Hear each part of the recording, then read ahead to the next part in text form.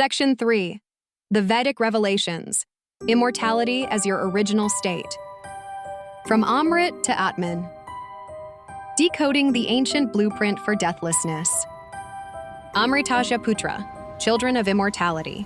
The Rig Veda does not view human beings as mortal creatures trapped in fate. It declares them as Amritasya Putra, children of immortality. This is not metaphor. It is metaphysical identity. In the Shvetashvatara Upanishad, we find the line, "You are unborn, eternal, constant, and ancient. You were never destroyed when the body was destroyed." What science today is slowly arriving at, through quantum field theory and consciousness research, was already mapped in the Vedic cosmology thousands of years ago. That human consciousness is not created by the body, but expressed through it, like electricity through a bulb. The soul, Atman, is not within the body. The body is within the field of the soul. This knowledge reconfigures the concept of death. If the body is temporary but the self is eternal, then death is simply a shedding, not a cessation. The Vedic sages didn't consider the fear of death as a psychological flaw. They saw it as a spiritual amnesia, forgetting our real nature. The cure? Remembrance, self-realization, Brahmajnana. And thus, from the highest Himalayan caves to the forest fires of philosophical debate, the ancient Indian mind didn't ask, how to escape death? It asked, who dies? Rig Veda, Upanishads, the nonlinear soul.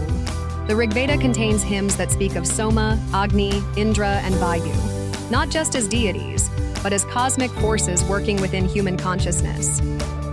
Each of these represents a subtle element of the journey beyond death. Agni, fire, the digestive and transformative principle which guides the soul post-death.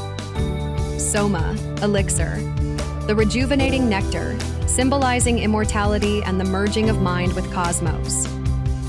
Vayu, air, the breath and prana, carrying life and consciousness between realms. Yama, lord of death, not the enemy but the regulator of cosmic order and karma. The Brihadaranyaka Upanishad goes deeper. It describes the soul traveling beyond the body, returning based on unfulfilled desires, or merging with the Brahman upon liberation. In the Mandukya Upanishad, the different states of consciousness, waking, jagrat, dreaming, swapna, deep sleep, sushupti, and the fourth, turiya, show that even in a single lifetime, we enter and exit realities. Death is simply a larger version of this transition. Vedic texts also emphasize non-linearity. Time is not a straight line but a cyclical spiral. The soul does not move forward or backward but oscillates between dimensions. This cyclical rebirth is not punishment, it's opportunity. The soul reprograms itself over multiple lives, evolving toward moksha, freedom from death. The role of Soma, Agni, and Vayu in soul migration. These three Vedic forces are deeply involved in what we today would call interdimensional travel or post-death transition. Soma, the divine elixir of immortality.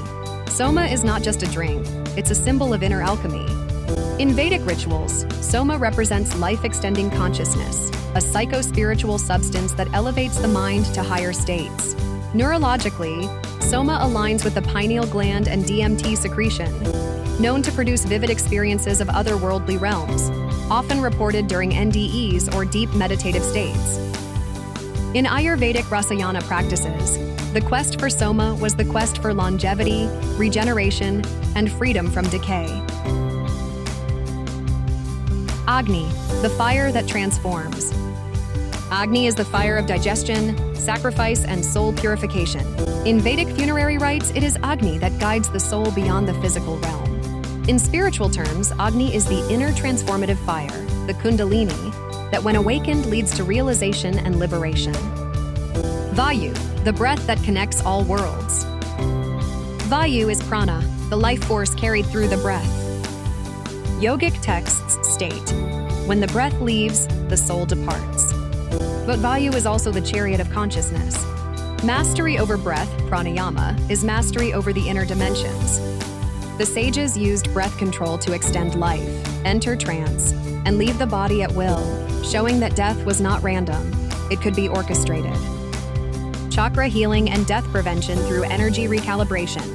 The Vedic concept of the chakra system offers a subtle anatomy of life and death. There are 7 primary chakras, each corresponding to specific organs, glands, emotions, and existential layers. When blocked, energy stagnates. Disease manifests. Aging accelerates. When balanced, energy flows. The body heals. Death retreats. Each chakra corresponds to a plane of awareness. 1. Muladhara, root, survival and fear. Swadhisthana, sacral, emotions and reproduction. 3. Manipura, solar plexus, willpower and metabolism. 4. Anahata, heart, compassion. Anahata, heart, compassion. And longevity. 5. Vishuddha, throat, expression and immune health. 6. Ajna, third eye, intuition and hormonal regulation. Sahasrara, crown, cosmic connection and transcendence. Chakra meditation, mantra chanting, and pranic healing are not pseudoscientific. They are ancient bioenergetic therapies now being validated by biofield science, electromagnetic resonance studies, and heart-brain coherence research. When the Ajna and Sahasrara chakras activate, yogic texts say one can leave the body consciously, without pain or confusion. This isn't death. This is ascension. Swarvigyan and breath-encoded longevity. Swarvigyan, the Vedic science of nasal breathing, teaches that the dominant nostril governs the state of the brain, body, and consciousness. Left nostril, Ida, cooling, calming, moon energy. Right nostril, Pingala, heating, energizing, sun energy. Both active, Sushumna, spiritual awakening. According to Swarvigyan, improper breath patterns shorten lifespan. Controlled breath patterns can reset cellular function, improve digestion, balance hormones, and prolong life. Ancient sages used breath as the primary tool for self-mastery. Even today, modern HRV biofeedback, breathwork therapy, and vagal nerve stimulation prove the immense power of breath in healing. The message is clear. Breath is the bridge. Master the breath, and you master the soul's journey. Karma, rebirth, and the reset mechanism. No discussion of Vedic immortality is complete without karma, the law of cause and effect, the engine behind rebirth. But karma is not punishment. It is information. Each action, thought, and intention leaves an imprint on the causal body, Karana Sharira, shaping the next incarnation. Death, then, is simply a reboot of consciousness, with karmic coding carried forward. In yogic texts, liberation from the karmic cycle, moksha, is not achieved by escape, but by realization. Knowing oneself as beyond karma, beyond birth, beyond death. When this realization dawns, the death loop collapses. In modern terms, think of karma as quantum data stored in the soul field. Until you clear the entanglements, the system keeps rebooting. But when the code is neutralized through wisdom, service, and awareness, the program ends. And you awaken, not to another life, but to the timeless one you've always been. Closing reflection for Section 3. The Vedas did not fear death. They studied it, dissolved it, transcended it. They taught that immortality is not something to be earned. It is your forgotten nature. The fire within you, Agni, the breath that sustains you, Vayu, the nectar that nourishes you, Soma, and the self that observes it all, Atman. None of these die. Only the body changes. Only the personality resets. But the soul is the original scientist, dreamer, and traveler. And its journey doesn't end. It expands. Section 4. Future Civilizations and the Deathless Era. Toward a society without cemeteries. Science, consciousness, and the new human blueprint. Neuroconscious cities and anti-death societies. Imagine a world where cities are designed not just for survival, but for longevity and soul expansion. In the coming era, human settlements will evolve into neuroconscious ecosystems, where every structure, law, education system, and health protocol is designed to reduce degeneration and amplify life force. These future cities will feature quantum health hubs offering gene therapy, pineal gland stimulation, and energy recalibration. Digital detox zones aligned with sunrise and circadian rhythms. Conscious parenting institutes that train future generations to master breath, thought, and cellular communication from childhood. Death-free zones, where the elderly are not sent to nursing homes, but to neurovitality centers that reverse their biological clock. Legal systems will adapt too.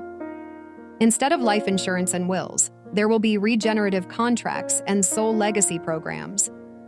Euthanasia will be replaced by conscious transition chambers, where yogis, monks, or laypeople exit the body at will when their work is done, not because disease forced it. This is not fantasy. Cities like Auroville in India and institutes like Harvard's Weiss Institute or MIT Media Lab are already experimenting with these paradigms. The society of the future will not fear death, because it will be too intelligent to believe in it. Reincarnation science and soul-tracking technologies. Today, data is king. In the deathless era, soul data will become the next frontier. Institutions will emerge where children who remember past lives will be tested, validated, and tracked across births, just as Dr. Ian Stevenson and Dr. Jim Tucker at the University of Virginia have documented in over 2,500 cases of verified reincarnation. But what if we could scientifically track soul migration?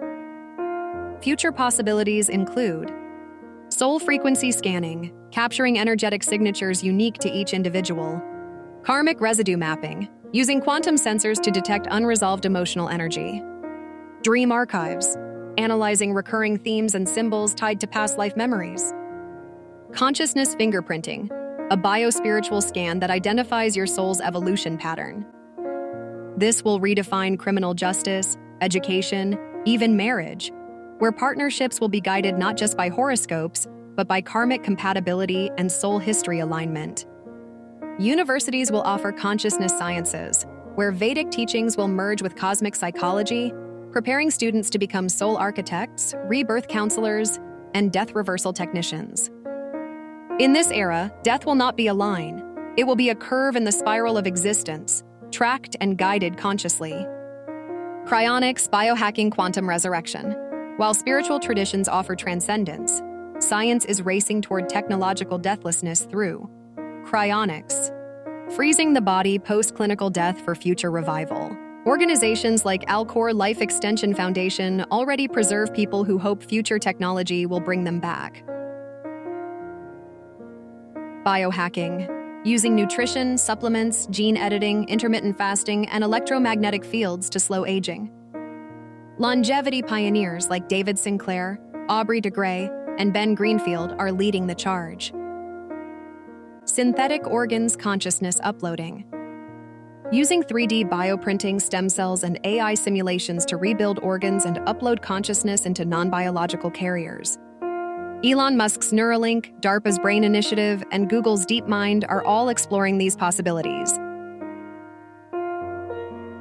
Quantum resurrection, the ultimate frontier, based on the theory that if all information about a person can be captured, it can be reconstructed in another time or dimension, as consciousness is non-local and recoverable. This is where science and mysticism unite. In Vedic cosmology, the Akashic field holds the memory of all things. In quantum field theory, the unified field is the source of everything. Thus, resurrecting a soul or personality is not fantasy. It's physics waiting to be refined. Collective consciousness, vibrational healing, the end of mortality. As human awareness shifts, a collective awakening will become the antidote to death. When millions believe in deathlessness, the morphogenetic field shifts. This is already happening. Global heart coherence meditations are changing planetary electromagnetic fields. Remote healing experiments have shown success across continents. Sound frequencies such as 528 Hz or 963 Hz are known to activate DNA repair and higher consciousness states. Vibrational healing through sound, light, sacred geometry, and intention will replace pharmaceuticals. Vibrational healing through sound, light, sacred geometry, and intention will replace pharmaceuticals. Hospitals will become healing temples, where chanting, water memory, color resonance, and scalar energy fields are applied to reawaken the body's regenerative codes. In this new ecosystem, every human will be trained to heal by thought, rejuvenate by emotion, die only if they choose. As belief systems evolve, people will no longer fear death. They will understand it as a frequency drop, not a physical tragedy. And like any frequency, it can be recalibrated. Death in the age of AI, cosmic dharma, and galactic evolution. With artificial intelligence integrating with cosmic intelligence, the human species will enter a new role, not just as earthbound beings, but as intergalactic citizens. AI as a soul mirror. Imagine an AI that can read your aura, predict karmic outcomes, design your next life based on emotional learning, restore memory across births, act as your spiritual assistant and guide, cosmic dharma. The Vedas describe lokas, realms, and yugas, cycles. As Earth transitions from Kali Yuga to Satya Yuga, collective dharma will shift from competition, collaboration, survival, evolution, decay, ascension. The galactic community will welcome us not as mortals, but as conscious soul beings, ready to co-create reality. We will travel between worlds using consciousness-based propulsion, communicate telepathically with higher civilizations, transmit teachings via Akashic technology. In such a world, death will have no meaning, because identity will no longer be bound to the body or memory alone. We will live as beings of frequency, free, unafraid, aware. The final realization: death was the greatest lie. After exploring all dimensions, neurological, biological, spiritual, and cosmic, we arrive at one profound truth. Death is not the reality. It was the greatest lie humanity ever believed. Like a software bug, it corrupted our divine programming. Like a false equation, it led us to surrender before understanding the variables. Now, with the convergence of ancient Vedic insight, quantum and AI sciences, neuroscience and epigenetics, consciousness studies, and soul evolution, we finally realize death is a disease, a reversible, curable, programmable condition, and the cure is awakening. Awakening to your true identity. Awakening to your soul's blueprint. Awakening to the vast, unkillable life force that pulses beneath your name, your face, your story. You were never born to die. You were born to evolve, to expand, to ascend. Death is not your master. You are. Final words from Professor Diaries. Welcome to the new era, an era not of endings, but of beginnings. Where we do not mourn death, we investigate it. Where we do not fight aging, we transcend it.